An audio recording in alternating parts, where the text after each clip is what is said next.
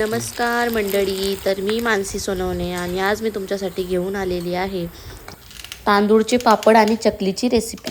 आता उन्हाळा चालू आहे तर तुमची आई, बहीण या सगळ्याजणी मिळून वाळवणीचे पदार्थ बनवत असतीलच, तर हा पदार्थ तुम्ही नक्की ट्राय करा।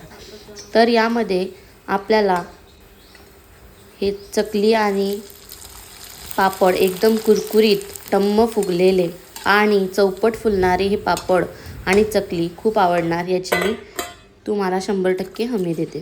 तर यासाठी आपण 2 ग्लास तांदूळ रात्री पाण्यात भिजत घातलेले होते, तर आता सकाळी उठून आपल्याला कुकरमध्ये 10 ग्लास पाणी टाकून घ्यायचे आहे आणि त्याला उकळी येऊ देऊन त्यामध्ये थोडं जिरं, थोडा ओवा, थोडा पापडखार, चवीनुसार मीठ आणि एकदम कमी 2 ते 3 चिमूटभर आपल्याला यामध्ये सोडा टाकायचा आहे आणि हे तांदूळ आपण यामध्ये टाकून घेऊन याच्या आपण शिट्ट्या करून घेणार आहोत।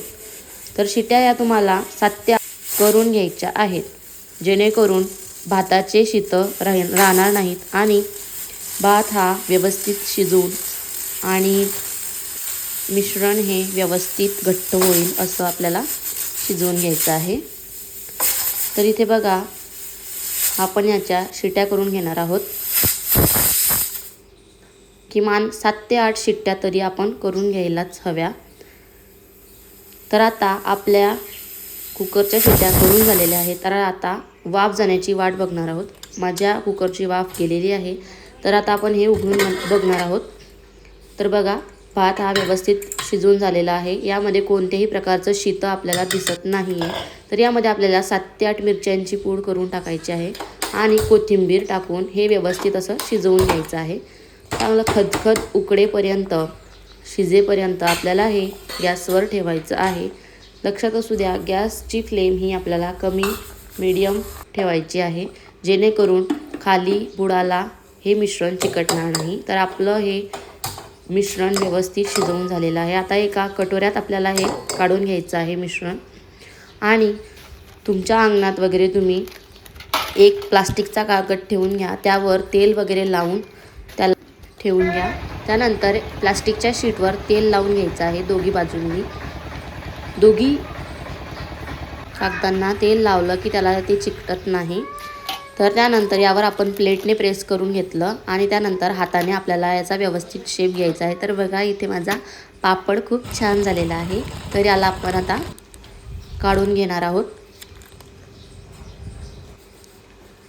तर अशा पद्धतीने आपल्या चकल्या आणि पापड आपण टाकून घेतलेले आहेत आणि यांना दिवसभर आपण उन्हात वाळवण्यासाठी ठेवलेलं होतं। तर बघा माझ्या चकल्या आणि पापड व्यवस्थित सुकून झालेले आहेत, तर आता आपण यांना तळून बघणार आहोत। तर तेल व्यवस्थित नीट गरम होऊ द्यायचं आणि मग नंतरच त्यामध्ये आपल्याला चकली टाकायची आहे, जेणेकरून ती टम्म अशी फुगेल आणि कचवट राहणार नाही। तर पापड पण बघा हा चौपट फुलून आलेला आहे। अशा पद्धतीने तुम्हाला ही पापड बनवायचे आहेत। तर बघा आपण जेव्हा पापड वाळवले, चकल्या वाळवल्या, तेव्हा त्याचा शेप किती छोटा होता आणि आता आपण तेलामध्ये टाकल्यानंतर ते कसे चौपट फुलून येत आहेत आणि खायला सुद्धा नरम असे असतात हे पापड। तर बघा मी तुम्हाला आता पापड दाखवते, हे बघा। तर आपला पापड सुकून घेतलेला जो पापड होता त्याचा आकार बघा आणि आता हा तळून घेतलेला पापड आहे तो बघा याचा दुप्पट तिप्पट फुलून आलेला आहे हा पापड। त्यानंतर आपण आता बघणार आहोत की आपले पापड कुरकुरीत झाले का नाही। तर बघा तुम्हाला आवाजावरून कळतच असेल की आपले पापड हे छान कुरकुरीत झालेले आहेत। आणि आता चकल्यांचं बघूया। चकल्या पण बघा, चकल्या ह्या आकाराने कशा होत्या आणि आता तळून झाल्यावर कशा दिसत आहेत ते। आणि आपली चकली ही मस्त कुरकुरीत सुद्धा झालेली आहे, आवाजावरून तुम्हाला कळतच असेल। कशी वाटली तुम्हाला रेसिपी मला कॉमेंटमध्ये नक्की सांगा। धन्यवाद।